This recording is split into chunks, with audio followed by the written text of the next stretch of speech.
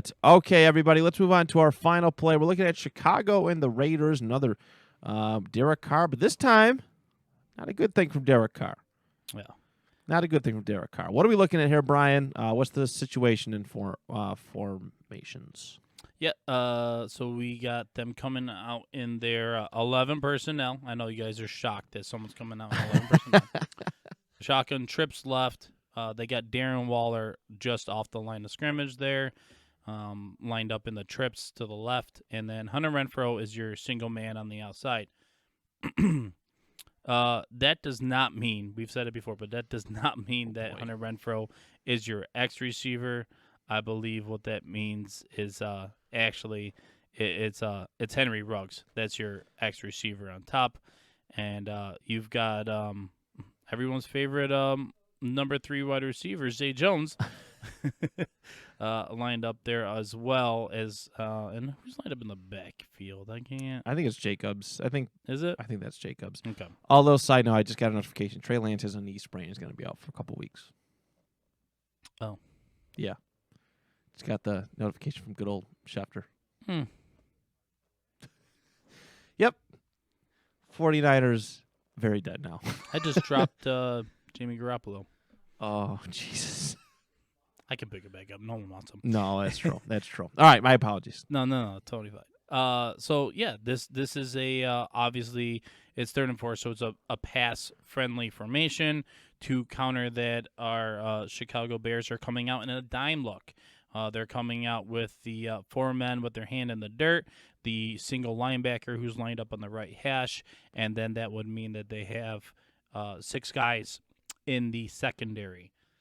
So 1 tight to the line, covering Renfrow in man, and then you have the other guys lined up over top of their perspective guys on the left side, and the 2 safeties that we cannot see over top here. One being Eddie Jackson, who should not have fallen to them in the 4th round, but that's a topic for a different day. Yes. So we've been hyping Derek Carr, and for good reason. It's not fake. It's not phony. He is this quarterback, though. He is this guy that he can put together weeks. He can put together games that look great, and he's keeping you on your heels, and he's making good decisions, and he's in the moment playing well. And then all it takes is just a little hiccup, and he starts falling off, and his mechanics start getting weird, and he starts not trusting offensive line or something like that. I think that's what happens on this play. Okay. I think Derek Carr's teammates started letting him down a little bit, and he takes a chance when he probably shouldn't have. And the Bears are ready. Yeah. I mean, let's watch it unfold, and I'll give some takes. Let's watch it first.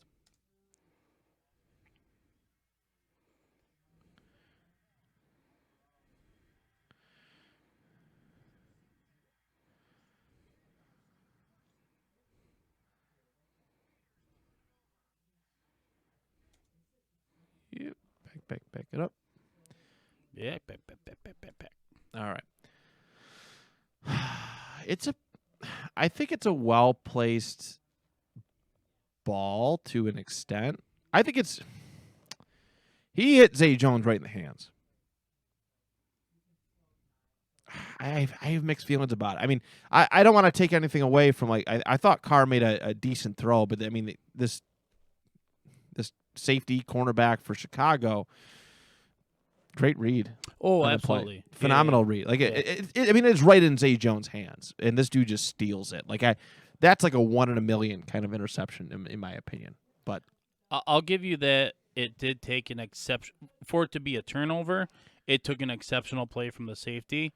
But as far as it not being a positive play for the offense, it was doomed from the moment that Derek Carr decided to go with that throw to that location, right? Because there's a guy that ends up in his lap. So let's play it in. Sure.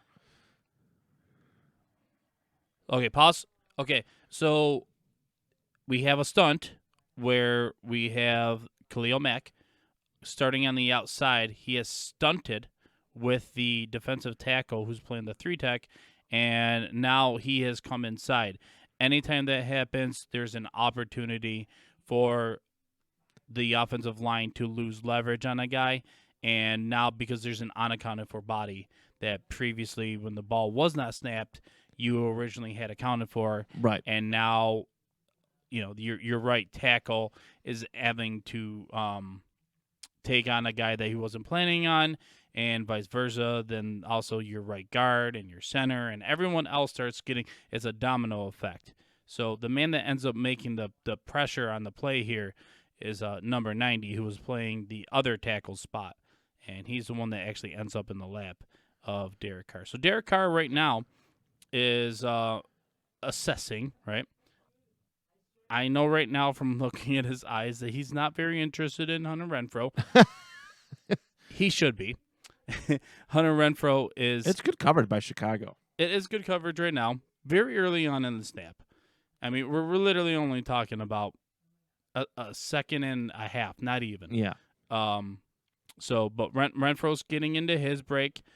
You can see that Zay Jones is working his way out, as well as Darren Waller. Those are the two guys that you see lined up, one just about at the hash and one just above the hash.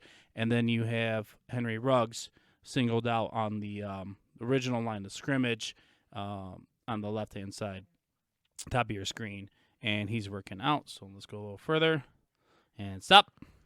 Okay. He's not making a whole lot of reads here. He felt like he wanted to go with Zay from the start, didn't it? It definitely looks that way. Like I said, he didn't look to his left-hand side at all, if you allow me to rewind it just a hair. Mm-hmm. He doesn't look to the left at all. It's middle and right.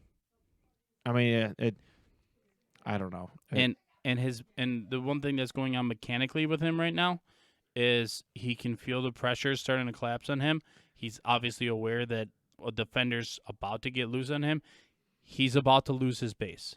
Yeah. His feet are not going to be underneath him, evenly spaced with a good base underneath him. And that gets into what we were talking about Josh Allen, and even what we can talk about with Tom Brady, is that certain quarterbacks can overcome those things. Certain quarterbacks are normal human beings. Yes. And they can overcome those things. Yes, even Tom Brady is one of those guys. When Tom Brady is asked to throw off of the wrong foot or moving to his left or right when he doesn't want to, the play is normally not a good play and is normally an inaccurate throw. Right. Derek Carr falls into that category more than he falls into, wow, how did he make that throw when he had to fall backwards and, throw with his left hand? He's not that guy. So right now, yeah, you're right, Matt. He has not moved through his progressions at all for whatever reason. We can't see it right now, but I bet Hunter Renfrow is the right check. He's the right throw right now. For sure. Yeah. So play a little more. Is that Renfrow across there? Mm-hmm. Oh my God, yeah. Yeah. If his feet are planted, he's got a first down right here. Mm-hmm. I think. This Renfro's got I know it's very blurry. Yeah, now. And streaky above in the top right corner, you could just barely see it. I think that's Henry Ruggs' foot. Yep, that you can see there. I think so. So yeah, the left-hand side of the field, for whatever reason, Derek Carr wanted nothing of. He took his first read. He trusted it. He liked the coverage. But yeah, Renfro's an easy first. I know it's 3rd and 4, and they're really trying to push the ball downfield to get something going. But yeah, this is a bad read on his part. Now that I'm starting to look at it. All right, you want me to continue? Mm-hmm. Sales. It is Sales because he cannot drive into the ball. He was not able to step into it at all. He throws on. He's basically standing straight up. Did Zay drop to catch that a little? I mean, I know it's quarterbacks can be at fault, but I think Zay misreads this drop. Or the pass. He's trying to lay out for it, but no one has any feel that the safety's even there, other than the cornerback who's like, "Oh, sweet, he's about to pick that off." Oh yeah, it's right in his hands. Yeah, I think Zay starts to lay out for a little soon. Take the hit. I mean, it's easy for me to say that from my couch, but yeah. Take the hit. And then that dude. Houston Carson, what a name. All right. Taking a look at this thing out of the shotgun. Yeah, just looking center and right side. Mm-hmm. Not even aware. Renfro's a gimme first down right now. Yeah, He said he's got the inside. He's got the inside right here. I don't know. And especially because of what ends up happening with his mechanics, that's an easier throw to make when you're not able to drive it. True, to an extent. I don't know if he wants to throw across his body. It's kind of tough because this dude, right, number 90, is like right there. So that might have played a part in like setting his feet. Maybe. A little bit. So that's kind of what I'm thinking. Oh, no, 100%. I mean, that's why he doesn't step into this throw. Right. Yeah. But I think like shifting his feet and like literally just looking Hunter Renfro's way is probably could be prevented because this defensive end that got in here. Yeah. I still don't think he ever was going to go that way. No. Again, the reads and stuff, you are right. The reads definitely show that. Yep.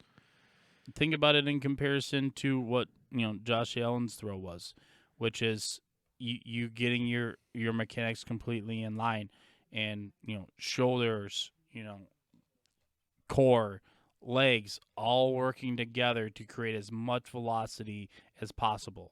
Right. Derek Carr has no opportunity to plant his foot, his back foot, his front foot. He's not able to square his shoulders. He's not able to do any of that. When he throws the ball, his feet are pointed forward, but he's making a throw out to the right side. Ideally, your feet are always pointed in the direction that you're going to throw it. Right.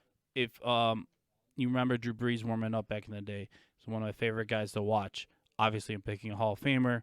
Not really fair, but his pregame warm-up would always be he would run a play, and he would throw the ball, but he would also take the time to go through each progression, and you would watch his feet, and he would be pointing his toes and just moving from one read to the other. Right. So Derek Carr, I think, is – we talk about average, and you don't want to be below the average. Definitely not. I think he's at a really weird spot right now in the season where he's got to get back together, and he's got to get back into trusting everybody, because I think he really did in this game.